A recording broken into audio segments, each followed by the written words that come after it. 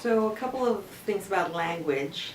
When my family moved to Hong Kong from the Philippines, I was 5 years old and I spoke Tagalog, the Filipino language.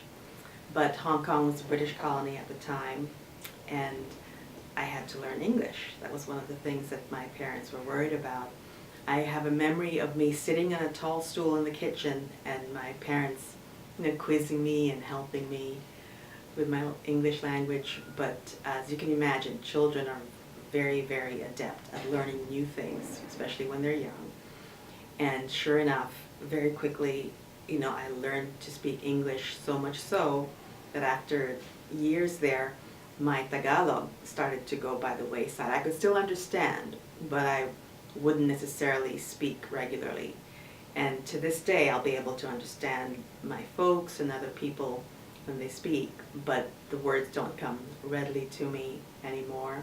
Although if I were to go back to the Philippines after a few weeks, I'd like to think I would pick it up, as I did when I would go there for summer vacation as we were growing up. And the other thing about language was, as I said, I grew up in Hong Kong, which was a British colony.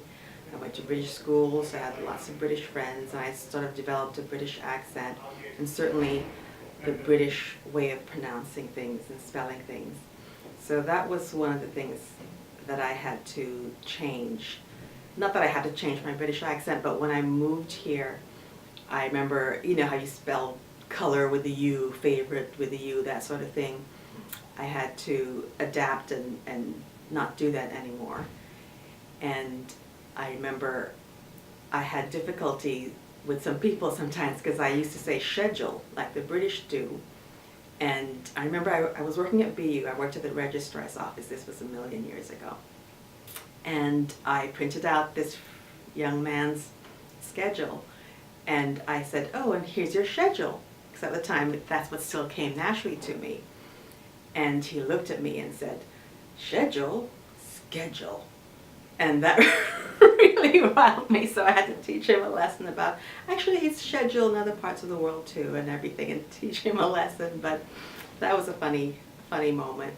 But since then, having lived here for more than half my life now, I've adapted and I now say schedule for the most part, although now and then schedule will come out.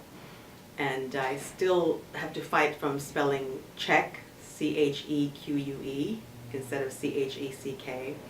But for the most part, I've really acclimatized. I've always considered myself very Western as we grew up, having the Filipino heritage, the Chinese heritage from living in Hong Kong, the British, environment that we grew up in. But the Philippines is also very Americanized, so I never had to really adapt that much culturally.